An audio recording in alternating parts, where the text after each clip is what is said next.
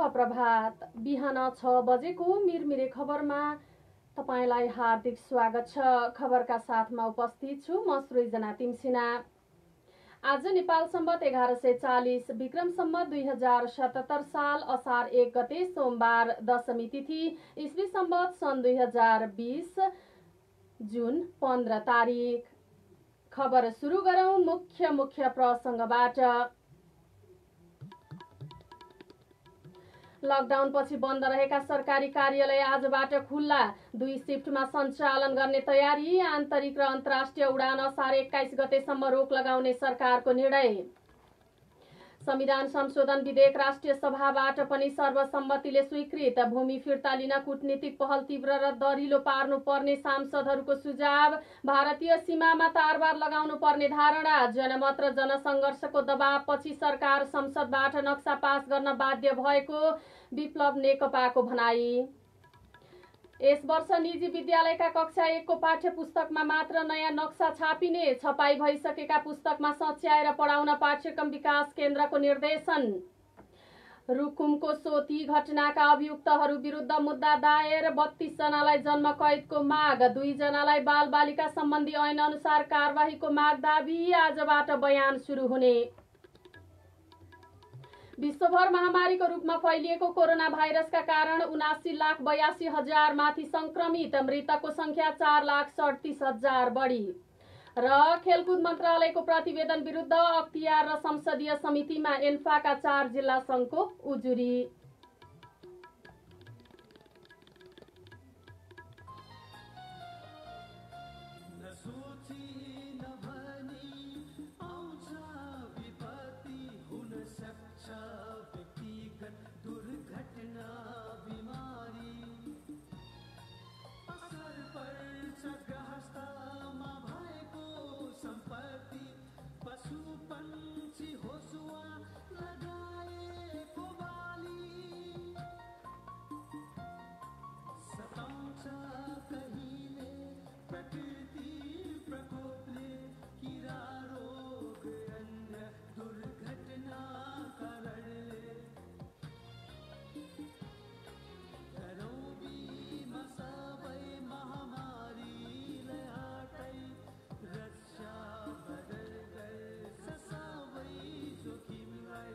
नेपाल सरकारको स्वामित्व प्राप्त राष्ट्रिय बीमा कम्पनी लिमिटेड, रामशाहपथ, काठमाडौँ।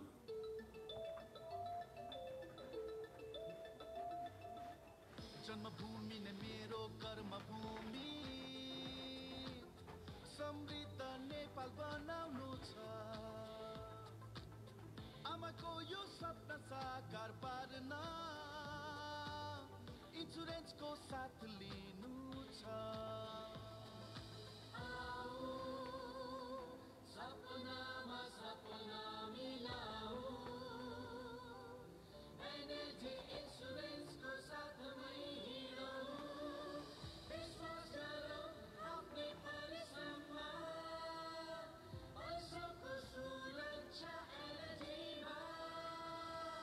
घरदेखि गोठसम्म, ढुँड्नेदेखि ओड्नेसम्म, कलदेखि कारखानासम्म सबैको सुरक्षा एनएलजी को इच्छा। NLG insurance company limited. खबर अब विस्तारमा। भारतीय अतिक्रमणमा परेका कालापानी, लिपुलेक र लिम्पियाधुरा लगायतका क्षेत्रलाई समेटेर जारी गरिएको नेपालको नक्सा संविधानको अनुसूची 3 मा व्यवस्था गरिएको निशान छापमा राख्नका लागि ल्याइएको नेपालको संविधान दोस्रो संशोधन विधेयक 2077 लाई राष्ट्रिय सभाले पनि सर्वसम्मतिले स्वीकृत गरेको छ। सांसदहरूले भारतीय अतिक्रमण क्षेत्र नक्सामा राखिएको र आगामी दिनमा नेपालको भोग चलनमा ल्याउनका निम्ति सरकारले कूटनीतिक पहललाई तीव्र र दरिलो पार्नुपर्ने सुझाव दिएका छन्। आइतबार बसेको राष्ट्रिय सभाको दोस्रो बैठकमा कानून, न्याय तथा संसदीय मामिला मन्त्री शिवमाया तुम्बाम्फेले प्रतिनिधि सभाबाट सन्देशसहित प्राप्त संविधान संशोधन विधेयकको प्रस्ताव प्रस्तुत गर्नुभएको थियो। त्यसपछि राष्ट्रिय सभामा सांसदहरूले विधेयकमाथि सैद्धान्तिक छलफल गरेका थिए। सांसदहरूको सैद्धान्तिक छलफलका क्रममा उठाइएका प्रश्नको जवाफ दिने क्रममा मन्त्री तुम्बाम्फेले राष्ट्रियताका सवालमा सबै नेपाली दलहरू एकजुट हुन्छन् भन्ने पुष्टि भएको बताउनु भएको छ। छ। संविधान संशोधनको विषयमा भारत सरकारले टिप्पणी गर्न आवश्यक नभएको पनि उहाँले बताउनुभयो। प्रतिनिधि सभाबाट संविधान संशोधन विधेयक सर्वसम्मतिले पारित गरेपछि भारतीय विदेश मन्त्रालयबाट आएको प्रतिक्रियातिर लक्षित गर्दै भूगोल र जनसङ्ख्याको हिसाबले नेपाल भारतभन्दा सानो भए पनि राष्ट्रियताको हिसाबले समान भएको उहाँले बताउनुभयो। यस्तै संविधान संशोधन विधेयकमाथिको सैद्धान्तिक छलफलका क्रममा सांसद रामनारायण बिडारीले 2032 सालसम्म नेपालको नक्सामा कालापानी क्षेत्र रहेको स्मरण गराउनु भएको थियो। बिडारीले अब सरकारले भारतीय सेना कालापानी क्षेत्रबाट हटाउन र भूमि फिर्ता गर्ने बाटोमा अगाडि बढ्नुपर्नेमा सुझाव दिनुभएको छ। त्यस्तै लिपुलेक क्षेत्रमा भारतको एकलौटी रूपमा नेपाली भूमिमा निर्माण गरेको सडक नेपालको अनुमतिमा मात्रै सञ्चालन गर्ने वातावरण बनाउनु पर्नेमा उहाँले जोड दिनुभयो। सत्तारूढ नेकपाका सांसद बेदुराम भुसालले पञ्चायतकालमा अतिक्रमणमा परेको भूमि फिर्ता ल्याएर त्यसलाई संवैधानिक मान्यता दिन विधेयक आएको बताउनुभयो। विगतबाट नै नेपाली भूमि गुमेको कुरा उठेको उल्लेख गर्दै उहाँले पटक पटक भारत सरकारले गरेका निर्णयहरूको विरोध भए पनि भारतले त्यसको सुनवाई नगरेको भन्दै आलोचना गर्नुभएको थियो। भारतीय अतिक्रमणमा परेको कालापानी क्षेत्रलाई समेटेको नक्सा संविधान संशोधन मार्फत पारित गराउनु प्रारम्भ बिन्दु भएको बताउँदै उहाँले भूमि नेपालको नियन्त्रणमा लिन सबै राजनीतिक दल र देश एकताबद्ध हुनुपर्ने बताउनु भएको छ। प्रमुख प्रतिपक्षी कांग्रेसका सांसद जितेन्द्र नारायण देवले नेपाल भारत सीमा विवाद शान्तिपूर्ण वार्ताबाट समाधान गर्ने बाटोतिर जानुपर्नेमा त्यसो हुन नसकेको बताउनुभयो। सांसद प्रकाश पन्तले भारतीय अतिक्रमणमा परेको भूमि बारे विगतमा सरकारले के गरे भन्दा पनि अब मुख्य मिसन कालापानी क्षेत्र फिर्ता गर्ने राखेर अगाडि बढ्नुपर्ने बताउनुभयो। सांसद मृगेन्द्र कुमार सिंह यादवले मधेस केन्द्रित राजनीतिक दलको राष्ट्रियतामाथि शंका नगर्न आग्रह गर्नुभएको छ। नेपालको नक्सामा नभएको भूमिलाई वैधानिकता प्रदान गरिएको बताउँदै सांसद विमला पौडेल राईले यो सुरुवाती कदम मात्रै भएको बताउनुभयो। राष्ट्रिय सभामा संविधान संशोधन विधेयक माथिको सैद्धान्तिक छलफलका क्रममा सांसदहरूले नेपाल भारत सीमा रेखा स्पष्ट पारेर नक्सा पास गर्नु ऐतिहासिक काम भएको उल्लेख गर्दै भूमि फिर्ता लिन पनि एकताबद्ध भएर कूटनीतिक पहल गर्नुपर्नेमा जोड दिनुभएको छ। उनीहरूले कालापानी लिपुलेक र लिम्पियाधुरा फिर्ता ल्याएर भोगचलन गर्नुका साथै भारतसँगको सीमामा तारबार लगाउनु पर्ने धारणा सांसदहरूले राखेका थिए।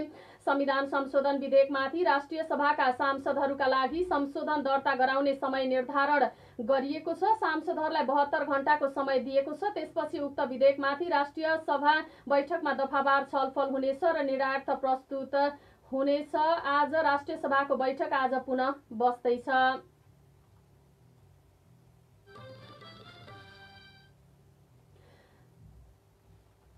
विप्लव नेतृत्वको नेपाल कम्युनिस्ट पार्टीले जनमत र संघर्षको दबावमा परेर ओली सरकारले संसदबाट नक्सा पास गर्न बाध्य भएको बताएको छ। पार्टीका महासचिव नेत्रविक्रम चन्द विप्लवले विज्ञप्ति जारी गर्दै नेपाली देशभक्त जनता, विज्ञ, बुद्धिजीवी र क्रान्तिकारी शक्तिहरूले निरन्तर संघर्ष गर्दै आएकाले जनमत र संघर्षको दबावमा परेर सरकार 58 वर्षदेखि गुमेका नेपालका भूभाग लिम्पियाधुरा, लिपुलेक, कालापानी समेटिएको नक्सा संसदबाट पास गर्न बाध्य भएको बताउनु भएको छ।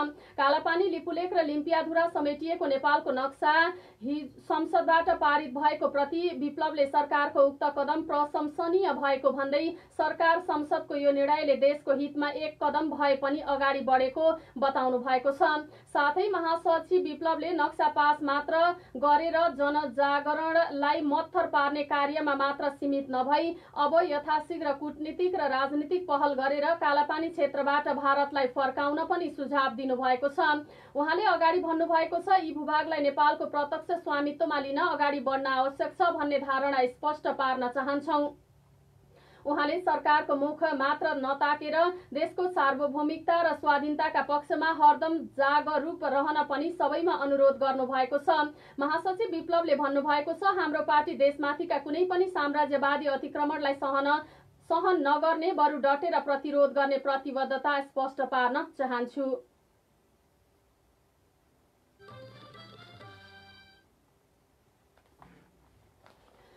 आजबाट सरकारी कार्यालयहरू खुल्ला भएका छन्। कोरोना भाइरस कोभिड-19 को संक्रमण बढेसँगै बन्द भएका सरकारी कार्यालय आजदेखि खुल्ने भएका हुन्। 28 जेठमा बसेको मन्त्री परिषद बैठकको निर्णय अनुसार 2 शिफ्टमा सञ्चालन हुने गरी सरकारी कार्यालय खुल्ने भएका हुन्। बैठकले 1 असारदेखि बिहान 8 देखि साँझ 6 बजेसम्म सरकारी कार्यालय खोल्ने यसअघि नै निर्णय गरेको थियो। गत 11 चैतमा देश लकडाउन भएसँगै सरकारी कार्यालय बन्द भएका थिए। मन्त्री परिषदको निर्णय बमोजिम संघीय मामिला तथा सामान्य प्रशासन मन्त्रालयले 2 शिफ्टमा कार्यालय खोल्ने गरी कार्यालय सञ्चालन गर्ने सम्बन्धी 13 बुँदामा ढाँचा तयार गरेको छ। बिहान 8 बजेदेखि दिउँसो 1 बजेसम्म र दिउँसो 1 बजेदेखि साँझ 6 बजेसम्म सरकारी कार्यालय सञ्चालन गर्ने मन्त्रालयले तयारी गरेको छ। सरकारी कार्यालय खोल्दा कोभिड-19 को संक्रमण फैलिन नदिन सुरक्षाका उपाय अवलम्बन गरिने भएको छ। मन्त्रालयले संक्रमण फैलिन नदिन जनस्वास्थ्य र सुरक्षा मापदण्डका आधारमा आवश्यक प्रोटोकल बनाई लागू गर्ने, सवारी साधनको उपलब्धता र प्रयोगका आधारमा कार्यालयको दूरी समेतलाई विश्लेषण गरी व्यवस्थापन गर्ने, कार्यकक्षमा रहँदा पालना गर्नुपर्ने भौतिक तथा सामाजिक दूरी लगायतका जनस्वास्थ्य तथा सुरक्षा सम्बन्धी मापदण्ड तथा प्रोटोकल तयार गरी लागू गर्नुपर्ने बताइएको छ। त्यस्तै कार्यालयमा आउने सेवाग्राहीले पालना गर्नुपर्ने स्वास्थ्य सम्बन्धी प्रोटोकल कार्यालयको प्रवेश बिन्दुमा सबैले स्पष्ट देख्ने र बुझ्ने गरी राख्ने, कर्मचारीका लागि कार्यालयमा रहँदा आवश्यक पर्ने न्यूनतम सामग्री, स्वास्थ्य सामग्री व्यवस्था गर्ने र कार्यालय हाताभित्र हात धुने लगायतको व्यवस्था गर्नुपर्ने निर्णय पनि मन्त्रालयले गरेको छ। सरकारी कार्यालय खोल्ने निर्णय भए पनि कोरोनाबाट जोगिन घर फर्केका ठूलो संख्याका कर्मचारी लकडाउनका कारण कार्यस्थलमा फर्किन सहज भने छैन। आजबाट सरकारले विद्यार्थीहरूका लागि टेलिभिजनबाट कक्षा सुरु गर्ने पनि भएको छ। आजबाट नेपाल टेलिभिजनको एनटिभी प्लसबाट नियमित रूपमा कक्षा सञ्चालन गरिने जनाइएको छ।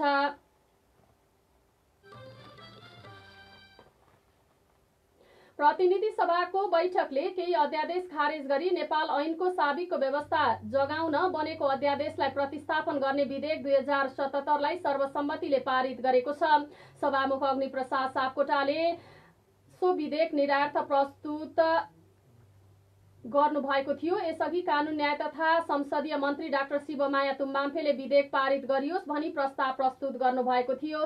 केही समय अघि सरकारको सिफारिसमा संवैधानिक परिषद र राजनीतिक दल सम्बन्धी नयाँ व्यवस्था कायम गर्न राष्ट्रपतिबाट अध्यादेश जारी भएको थियो। सरकारले जारी गरेको केही समयभित्रै उक्त अध्यादेश फिर्ता लिने निर्णय गरेपछि साबिकै कानून कायम राख्न सो विधेयक ल्याइएको हो। सरकारले आन्तरिक र अन्तर्राष्ट्रिय व्यावसायिक उडानलाई असार 21 गते राति 11:59 सम्मलाई रोक लगाएको छ।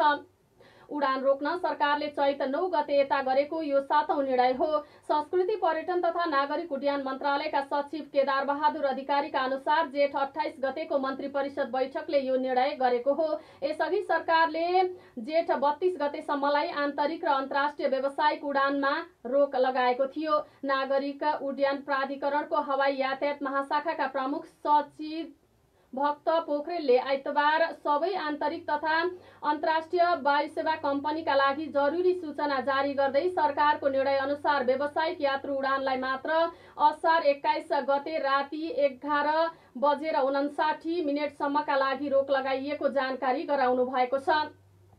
यसअघि पहिलो पटक 2076 चैत 9 गतेदेखि सबै व्यावसायिक अन्तर्राष्ट्रिय उडानलाई र आन्तरिक वायु सेवालाई चैत 11 देखि 18 गतेसम्म व्यावसायिक यात्रु उडानमा रोक लगाइएको थियो। चैत 19 देखि वैशाख 3 सम्म, वैशाख 4 देखि 18 सम्म, वैशाख 19 देखि जेठ 2 सम्म र जेठ 3 देखि जेठ 18 तथा जेठ 19 देखि वैशाख 32 सम्म व्यावसायिक उडानमा रोक लगाइएको थियो। यी निर्णय मन्त्री परिषद तथा कोभिड-19 रोकथाम तथा नियन्त्रण उच्चस्तरीय समितिले गरेका थिए। व्यावसायिक उडानमा रोक लगाइए पनि सरकारले विशेष अनुमतिबाट उडान गर्न गराउन चार्टर उडान अनुमति भने दिँदै आएको छ। हालसम्म काठमाडौँबाट आन्तरिक र अन्तर्राष्ट्रिय गरी कम्तीमा 150 उडान भइसकेका छन्।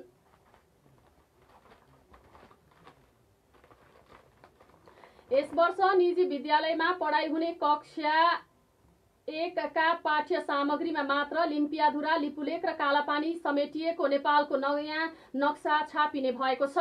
अन्य कक्षाका पाठ्य पुस्तक छपाई भएर बजारमा गइसकेका छन्। यस वर्षदेखि पाठ्यक्रम परिवर्तन भएको र कक्षा 1 को पुस्तक छपाईका लागि अझै स्वीकृति दिएको छैन। पाठ्यक्रम विकास केन्द्रले चाँडै कक्षा 1 को पुस्तक छपाईका लागि स्वीकृति दिने तयारी गरेकोले नयाँ नक्सा समेटिने भएको हो। पाठ्यक्रम विकास केन्द्रका महानिर्देशक केशव दाहालले निजी विद्यालयमा पढाइ हुने कक्षा 1 को पाठ्य सामग्री स्वीकृत नभएको र अब नयाँ नक्सा सहितको सामग्री छपाउन लगाउने जानकारी दिनुभयो। मन्त्री परिषदले नयाँ राजनीतिक र प्रशासनिक नक्सा पारित गरेपछि केन्द्रले नयाँ नक्सा पढाउने विषयमा पहल सुरु गरेको थियो। कालापानी, लिपुलेख र लिम्पियाधुरासम्मको भूमि समेटिएको नक्सा निशान छापमा अंकित गर्ने प्रस्ताव शनिबार संसदले सर्वसम्मतिले पारित गरेको छ। कक्षा 1 मा नेपाली, अंग्रेजी, सामाजिक र गणित गरी 4 विषय राखिएका छन्। छपाई भइसकेका पाठ्य पुस्तकमा भने सच्याएर पढाउन पाठ्यक्रम विकास केन्द्रले निर्देशन दिएको छ। नेपाली माध्यममा पढाइ हुने पाठ्य पुस्तक भने प्रकाशन भइसकेर बजारमा पुगेका छन्। माथिल्लो कक्षाका पाठ्य पुस्तक जनक शिक्षा सामग्री केन्द्रबाट छपाई भएर बजार पुगेका छन्।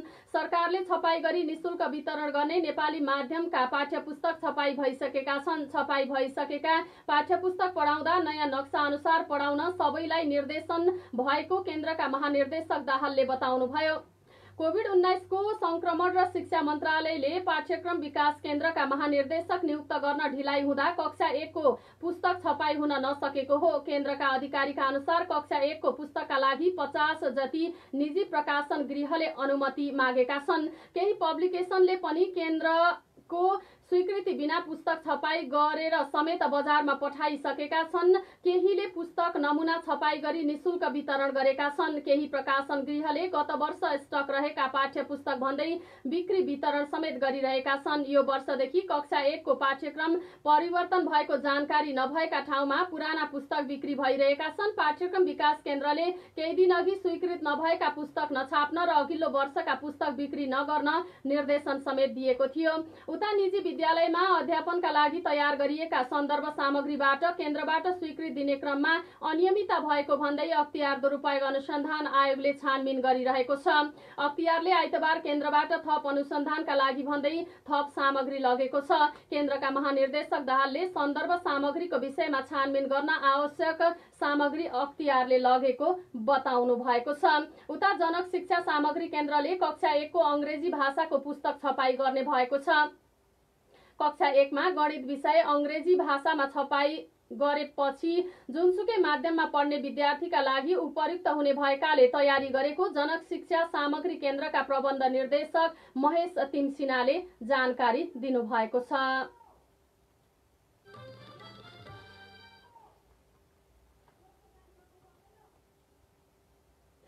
कोभिड-19 संकट व्यवस्थापन समिति सीसीएमसीले निजी मेडिकल कलेजहरूलाई आइसोलेसन सेन्टर बनाउने निर्णय गरेको छ। सीसीएमसी निर्देशक समितिको पछिल्लो बैठकले प्रदेशहरूमा सञ्चालित मेडिकल कलेज र सरकारी आवासीय भवनहरूमा स्वास्थ्य मन्त्रालयले संक्रमितहरूको व्यवस्थापन गर्ने गरी आइसोलेसन सेन्टर सञ्चालन गर्ने निर्णय गरेको हो। यसका लागि सेवा शुल्क समेत तोकिनेछ। मेडिकल कलेज नभएका स्थानमा हालका क्वारेन्टाइन स्थलहरूलाई नै आइसोलेसन सेन्टर बनाउने निर्णय भएको छ। यसका लागि आवश्यक बजेट प्रदेश र जिल्ला स्तरीय सीसीएमसीलाई बजेट दिइनेछ।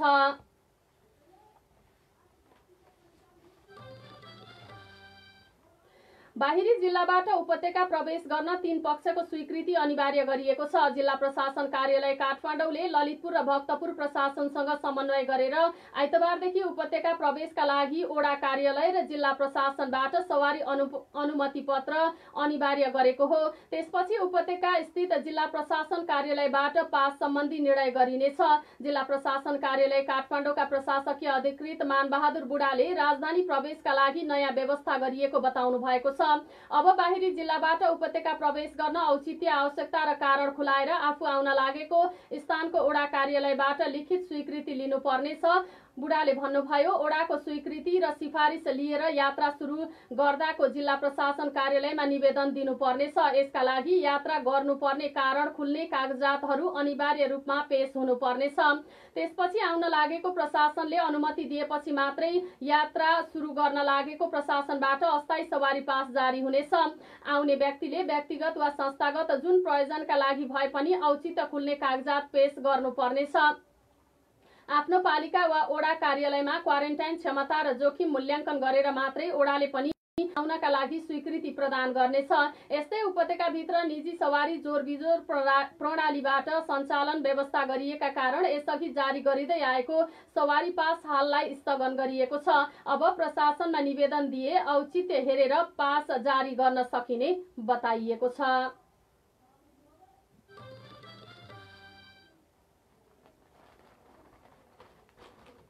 रुकुम पश्चिमको सोती गाउँमा 3 साता अघि 6 जनाको मृत्यु हुने गरी भएको सामूहिक हत्यालाई लिएर 34 जना विरुद्ध जिल्ला अदालतमा मुद्दा दायर भएको छ। चौरजहारी नगरपालिका 8 का अध्यक्ष डम्बर बहादुर मल्ल सहित 31 जना घटनामा प्रत्यक्ष संलग्न भएको आरोप पत्रमा उल्लेख छ। जिल्ला प्रहरी कार्यालय रुकुम पश्चिमले सरकारी वकिलको कार्यालय मार्फत जिल्ला अदालतमा आइतबार 3 वटा छुट्टा-छुट्टै आरोपमा अभियोग पत्र दर्ता गरेको हो।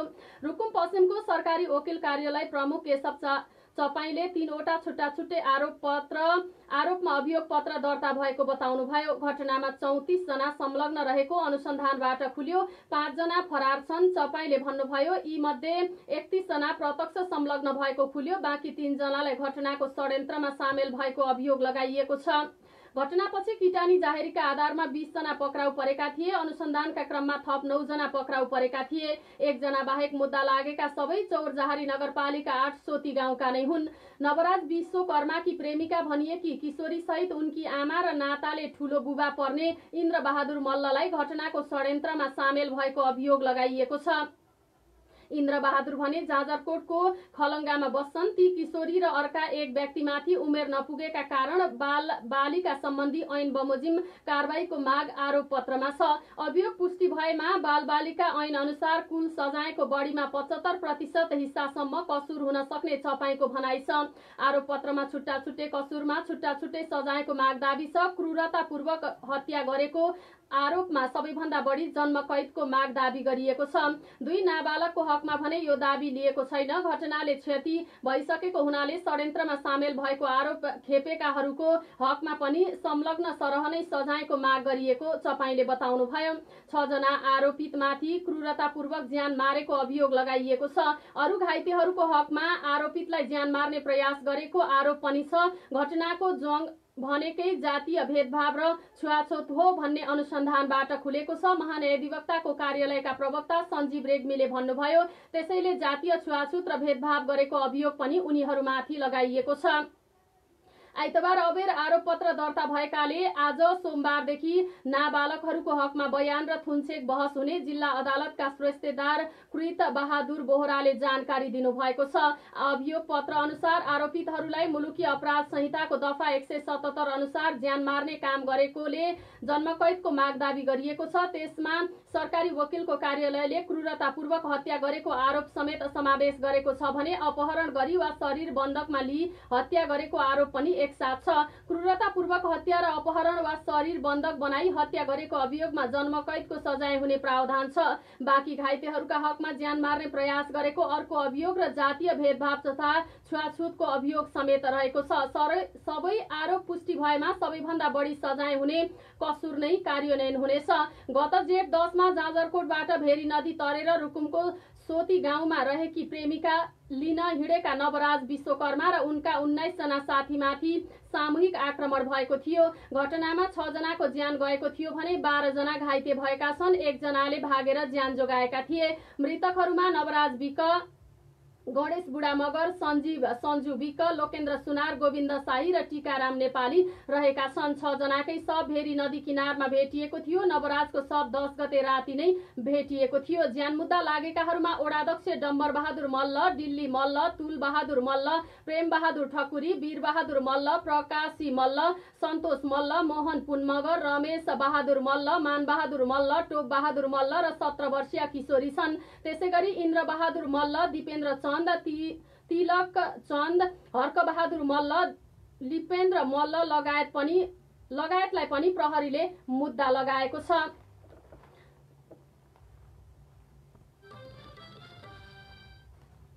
कैलालीको लम्कीचुहा नगरपालिका 1 पूर्व लम्की स्थित शहीद स्मृति माविमा बनाइएको क्वारेन्टाइनमा बसेकी महिला त्यही खटिएका स्वयंसेवीबाट बलात्कृत भएकी छन्।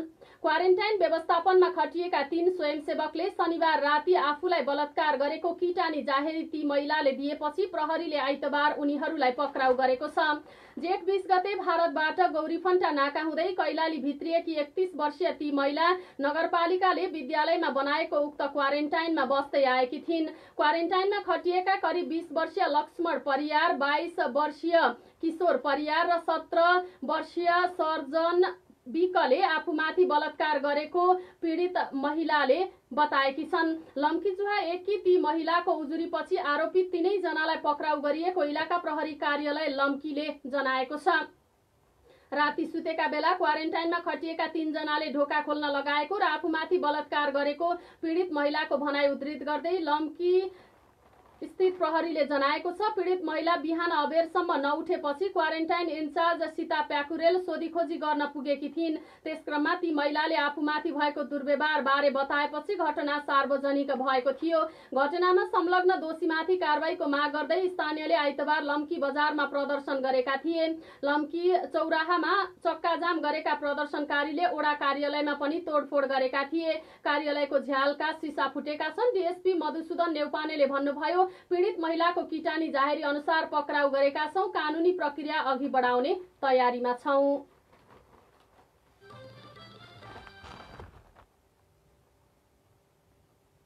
पर्वतको कुस्मा नगरपालिका 3 दुर्लुङको काहुलेमा बस्ती भन्दा माथिबाट आएको पहिरोमा पुरिएर 2 घर परिवारका 9 जनाको मृत्यु भएको छ। शनिबार राति 7 बजेपछि आएको वर्षा सहितको पहिरोले स्थानीय तुलबहादुर थापाको परिवारका 6 जना र विकास विकको परिवारका 3 जनालाई पहिरोले पुरेको छ। पहिरोले पुरिनेमा 53 वर्षीय तुलबहादुर थापा, उहाँकी श्रीमती 52 वर्षीय मीनकुमारी थापा, नातिनी 8 वर्षीय बिबिसा र नाति 14 वर्षीय सम्राट थापा, तुलबहादुरकी विवाहित छोरी 34 वर्षीय दिपा थापा र दिपाका छोरा 17 वर्षीय विवेक थापाको मृत्यु भएको छ।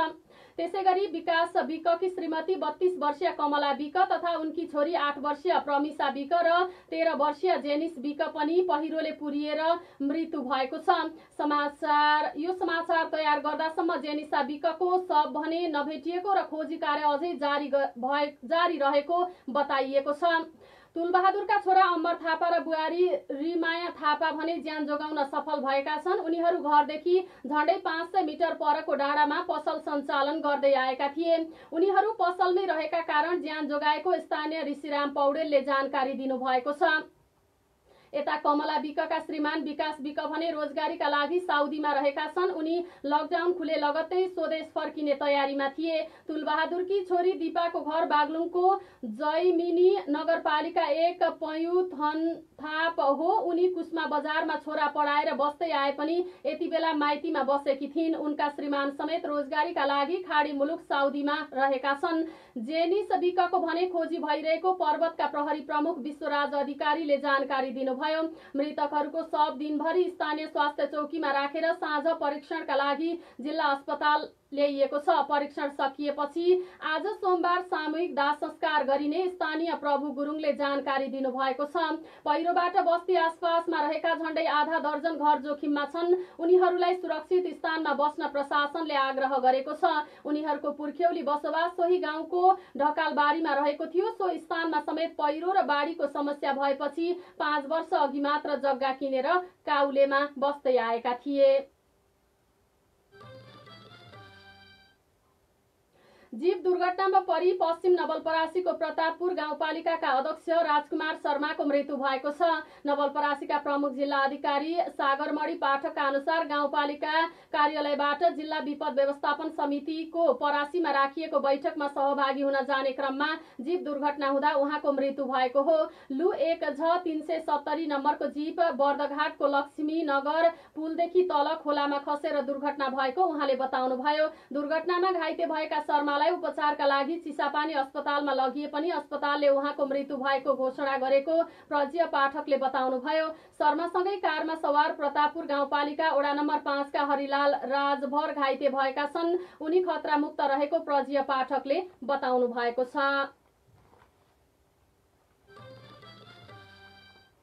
रोजगारी गुमाएर अलपत्र परेका नेपालीको उद्धारका नाममा उनीहरूबाटै चर्को भाडा असुल्ने नीति लिएको सरकारले नेपाल एयरलाइन्स र हिमालय एयरलाइन्स रूपमा बिजनेस वितरण गरेको छ। मजदुरले तिर्ने भाडामा कसले सस्तो दिन सक्छ भनेर प्रतिस्पर्धा गराउनु पर्नेमा सरकारले मध्यस्थता गरेर श्रमिकलाई मर्कामा पार्न थालेको छ। सरकारले राष्ट्रिय ध्वजावाहक नेपाल वायु सेवा निगमलाई मात्रै होइन, यति समूहको लगानी रहेको हिमालय एयरलाइन्सलाई समेत बिना प्रतिस्पर्धा बिजनेस प्रदान गरेको छ।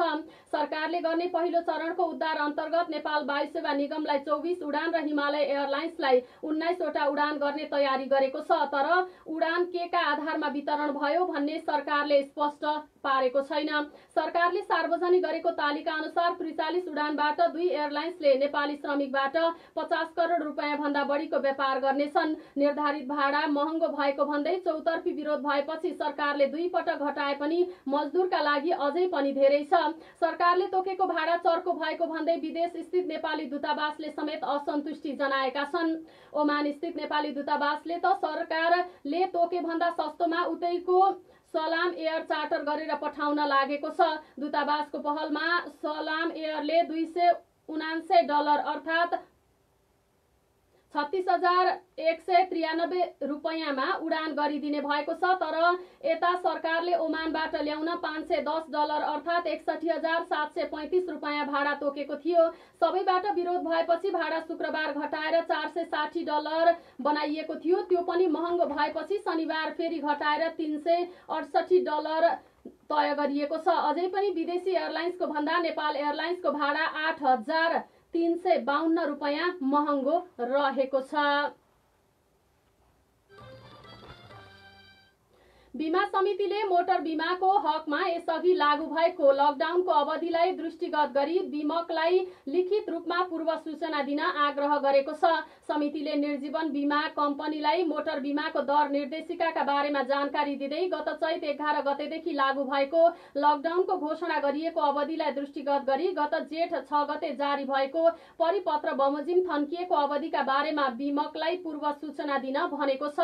समितिका कार्यकारी निर्देशक राजु रमण पौडेलका अनुसार सोमबार अर्थात् आजदेखि लकडाउनको ढाँचा परिवर्तन हुने निर्णय भएकाले मोटर बीमा दर सम्बन्धी निर्देशिका 2073 बमोजिम बीमकलाई पूर्व सूचना दिनुपर्ने व्यवस्था गरिएको हो। समितिले बीमकलाई लिखित रूपमा पूर्व सूचना दिई सोही अनुसार गर्न गराउनु हुन निर्देशन दिएको छ।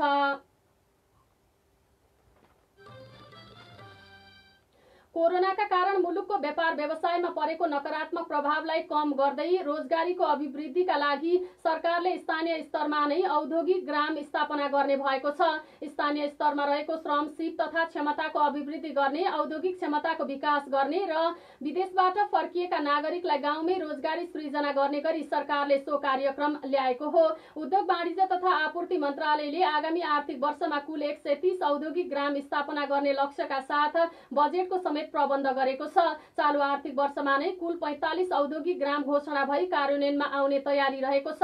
कोरोनाका कारण केही स्थानीय तहमा औद्योगिक ग्राम स्थापनामा व्यवधान पैदा भए पनि धेरै जसोमा भने त्यस्ता ग्राम घोषणा भई कार्यान्वयनमा आइसकेका छन्। यसैबीच राप्ती नगरपालिका 4 बेलुवाका किसान कमल प्रसाद तिवारीले 22 कट्ठामा रोपेको धान खेतीमा आगो लगाउनु भएको छ। पाकेर भित्र्याउने बेलाको धानको बालामा भुस मात्र भएपछि उहाँले आइतबार धानबारीमै आगो लगाउनु भएको हो। धानको बोट चिसो भएकाले आगोले नष्ट नभएपछि उहाँले ट्र्याक्टर लगाएर पुरै खेत जोत्नु भएको छ। झुलेको धानमा रोगले भुस मात्र भएपछि नष्ट गरेको तिवारीले बताउनुभयो। खेत जोत्नेदेखि रोग लागेपछि विषादी प्रयोग गर्दासम्म 55,000 रुपैयाँ खर्च भएको उहाँको भनाइ छ। आफ्नो जीवनमा यसअघि यस्तो कहिल्यै नदेखेको र नभोगेको पनि उहाँले सुनाउनुभयो। अरूको खेत भाडामा लिएर खेती गर्दै आएका तिवारीले अघिल्लो वर्ष सोही जग्गामा 55 क्विन्टल धान उत्पादन गरेको सुनाउनु भएको छ। पूर्वी चितवनमा हर्दीनाथ 1 नामक धानमा यस्तो समस्या देखिएको हो। यस क्षेत्रका किसानले चैत पहिलो साता धान रोपेका थिए। राप्ती 4 बेलुवा आसपासमा झण्डै 20 बिगामा लगाइएको धानमा यस्तै समस्या देखिएको छ। यो क्षेत्र धानको जोन क्षेत्र पनि हो। प्रधानमन्त्री कृषि आधुनिकीकरण परियोजना चितवनका प्रमुख वरिष्ठ कृषि अधिकृत मेघनाथ तिमल सिन्हाले पूर्वी चितवनमा लगाइएको धानको कुल क्षेत्रफलको आधा क्षेत्रमा यो रोग लागेको जानकारी दिनुभयो। खैरहनी, रत्ननगर र राप्ती नगरपालिकाका करिब 60% धान खेतमा यो रोगले क्षति पुर्याएको छ। उता घाँटी मरुवा अर्थात् नेट ब्लास्ट नामक रोगले धान खेती सखा भएको तिवारीले बताउनुभयो। बाला सुकेर पहेँलै भएर धान पाके जस्तो देखिए पनि यो रोग लाग्दा धानमा दाना नभई भुस मात्रै हुन्छ। नेक ब्लास्टले बालाको फेदमा आक्रमण गर्दछ। तिवारीकै साँधमा खेती गर्दै आएका बुद्धिराज खरेलको 5 कट्ठा जग्गामा पनि हर्दीनाथ एक जातको धानमा यस्तै समस्या देखिएको छ। उहाँले आगो लगाएर नष्ट गर्ने प्रयास गर्नुभयो तर बोट हरियो भएकाले आगो लाग्न सकेन। उहाँले धान रोप्दा 11,000 रुपैयाँ खर्च भएको सुनाउनुभयो। बेलुवाकै राधिका छेत्रीले धान उत्पादन नभए पनि परालका लागि धानको बोट काटेको बताउनु भएको छ।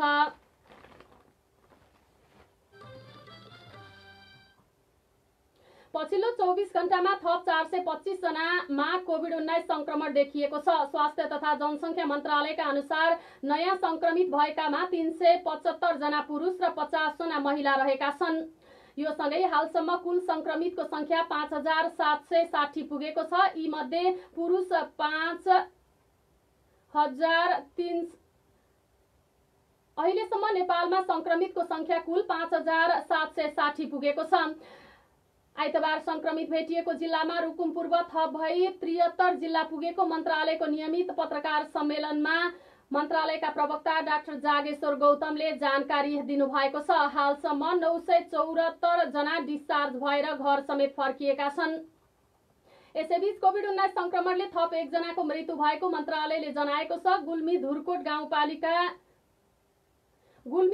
गाउँपालिका 4 का 36 वर्षीय पुरुषको मृत्यु भएको हो। जेठ 12 गते रूपन्देहीमा कोभिड पुष्टि भएको थियो। आइसोलेसनमा उपचाररत उनमा क्यान्सर रोगको समस्या पनि थियो। उनी भारतबाट आएका थिए। हालसम्म कोभिड-19 संक्रमणका कारण मृत्यु हुनेको संख्या 19 पुगेको मन्त्रालयले जनाएको छ। यसैबीच अहिले लकडाउन खुल्ला भएसँगै मानिसको आवाजात बढिरहेको र एक जिल्लाबाट अर्को जिल्लामा जानुपर्ने व्यक्तिले कोभिडको परीक्षण गराएर मात्र जानुपर्ने भन्ने हल्लाप्रति स्वास्थ्य मन्त्रालय को गम्भीर ध्यानाकर्षण भएको जनाएको छ।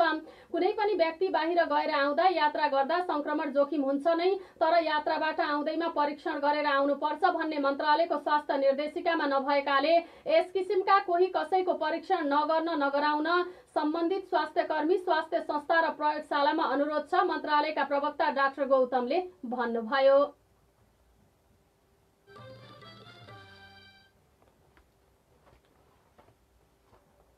बजार अनुगमनको जिम्मा पाएको वाणिज्य आपूर्ति तथा उपभोक्ता संरक्षण विभागले लकडाउन अवधिमा 2 करोड बराबरको राजस्व संकलन गरेको छ।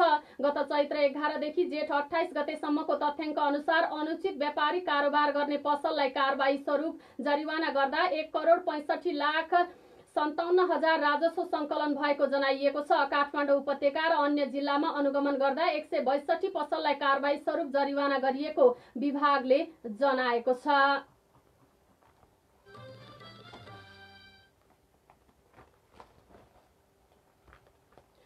सर्वोच्च अदालतले अपुतालीको सम्पत्ति उपभोग गर्न परिवार वा नातावाल नै हुनु नपर्ने भनी व्याख्या गरेको छ। न्यायाधीशहरू सपना प्रधान मल्ल, प्रकाश कुमार ढुङ्गाना र हरिप्रसाद फुयालको इजलासले 3 पुस 2076 मा गरेको अंश विवाद सम्बन्धी मुद्दामा फैसला गर्दै यस्तो नजिर कायम गरेको हो। नवलपरासीका नारायण थारू, इन्द्रकुमारी देवी र हरेन्द्र कुमार चौधरीको अंश मुद्दामा सर्वोच्चले गरेको यो फैसलापछि अब अपुताली उसको पालना पोषण गर्ने नाता बाहिरको व्यक्तिले पनि पाउन सक्ने भएको छ। अपुताली पर्दा मर्नेको लोग्ने स्वास्नी छोरा वा छोराका छोरा भएसम्म छोरीले अपुताली पाउँदैन। त्यस्ता कोही नभए छोरीले अपुताली पाउँछे। सर्वोच्चको पूर्णपाठमा भनिएको छ, छोरीहरूमध्ये कोही कन्या र कोही विवाह भएकी वा पहिला गएकी भए प्रत्येक कन्या छोरीले 2 खण्ड र प्रत्येक विवाह भएकी वा गएकी छोरीले 1 खण्डको हिसाबले अपुताली पाउँछ। छोरी नभए सँगै बसेका हकवाला भए त्यस्ता हकवालाले र त्यस्ता हकवाला नभए अरू हकवालाले अपुताली पाउँछ भनिएको छ। सर्वोच्चले अंश र अपुताली फरक विषय भएकाले यसको दाबी पनि फरक हुने व्याख्या पूर्णपाठमा गरेको छ। मंगलबार प्रकाशित भएको पूर्णपाठमा कानूनमा नै अंशबण्डा र अपुताली सम्बन्धी छुट्टै महल तथा हकवाला को क्रम नै छुट्टै व्यवस्था भएको अवस्थामा अंश र अपुताली एउटै हो भनी मान्नै नसकिने उल्लेख गरेको छ।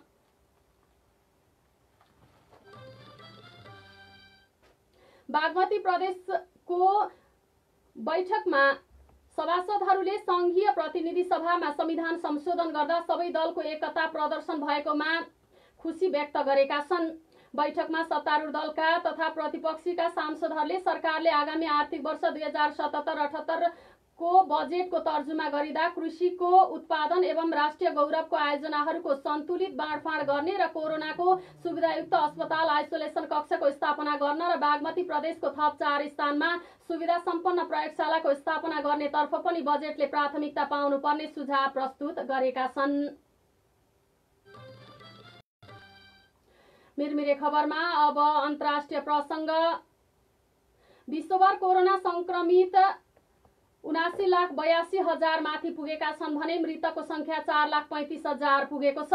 विश्वभर महामारीको रूपमा फैलिएको कोरोना भाइरसको गति अझै रोकिएको छैन। गत डिसेम्बरमा चीनको वुहानमा देखा परेको यो भाइरसले 6 महिना भन्दा बढीको अवधिमा 79,82,000 बढीलाई संक्रमण गरिसकेको छ भने 4,35,000 बढीको मृत्यु भइसकेको छ।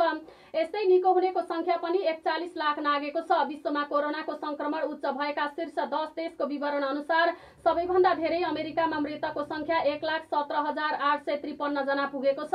त्यहाँ संक्रमित 21,61,000 नागेको छ। यसैगरी ब्राजिलमा मृतकको संख्या 43,389 जना पुगेको छ भने संक्रमित 8,67,882 पुगेको छ। यसैगरी रुसमा 5,28,964 संक्रमित छन् भने 6,948 जनाको मृत्यु भएको छ।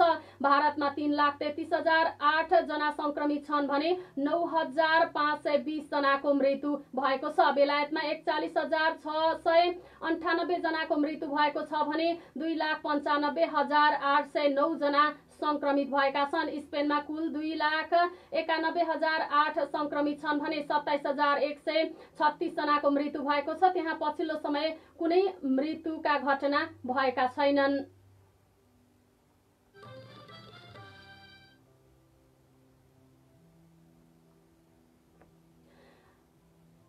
अब एउटा खेल प्रसङ्ग। अखिल नेपाल फुटबल संघ एन्फा अन्तर्गतका 4 जिल्ला संघले युवा तथा खेलकुद मन्त्रालयको छानबिन समितिले सत्य तथ्य नबुझी एकपक्षीय रूपमा दोषीलाई संरक्षण गर्ने गरी अख्तियार दुरुपयोग अनुसन्धान आयोगमा प्रतिवेदन बुझाएको आरोप लगाएका छन्। उनीहरूले प्रतिवेदन उप पुनः छानबिन गर्न भन्दै अख्तियार र संसदको सार्वजनिक लेखा समितिमा उजुरी समेत दिएका छन्। काठमाडौँ, ललितपुर, भक्तपुर र धादिङ जिल्ला फुटबल संघले एन्फामा भएको आर्थिक अनियमितता विरुद्ध कारबाहीको माग गर्दै 2075 पुस 22 गते अख्तियारमा उजुरी दिएका थिए। अख्तियारको निर्देशन अनुसार युवा तथा खेलकुद मन्त्रालयले सहसचिव अरुण प्रसाद नेउपानेको संयोजकत्वमा छानबिन समिति बनाएको थियो। सो छानबिन समितिले एकपक्षीय रूपमा उजुरीकर्तालाई पनि जानकारी नदिई अख्तियार क्रममा प्रतिवेदन बुझाएको आइतबार जारी विज्ञप्तिमा जनाइएको छ। काठमाडौँका अध्यक्ष विराट जंग शाही, भक्तपुरका गौतम सुखजु, ललितपुरका पुरुषोत्तम थापा र धादिङका दीपक खतिवडाले हस्ताक्षर गरेको विज्ञप्तिमा भनिएको छ।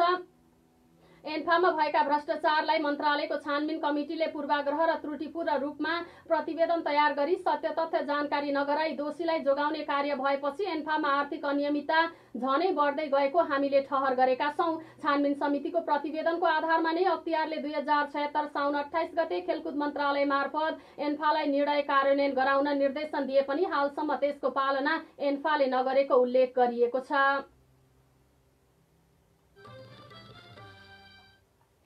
खबर क्रम यति नै। जाँदा जाँदै अहिलेसम्मका मुख्य प्रसङ्ग पुनः एकपटक। लकडाउन पछि बन्द रहेका सरकारी कार्यालय आजबाट खुल्ला, 2 शिफ्टमा सञ्चालन गर्ने तयारी। आन्तरिक र अन्तर्राष्ट्रिय उडान असार 21 गतेसम्म रोक लगाउने सरकारको निर्णय।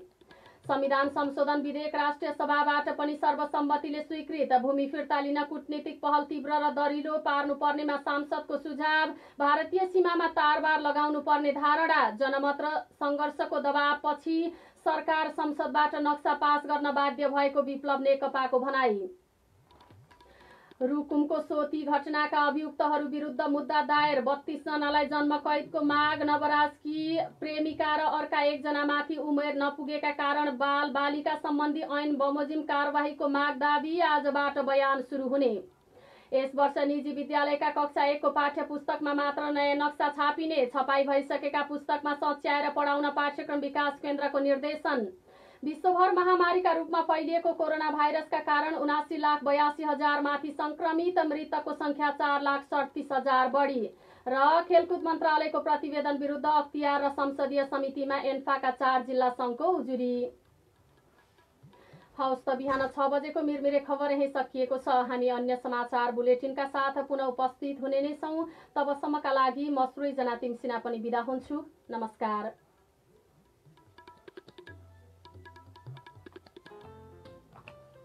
समयमै आफ्नो सम्पत्तिको बिमा गरी ढुक्क हुनुहोस्। Lumbini general insurance company limited.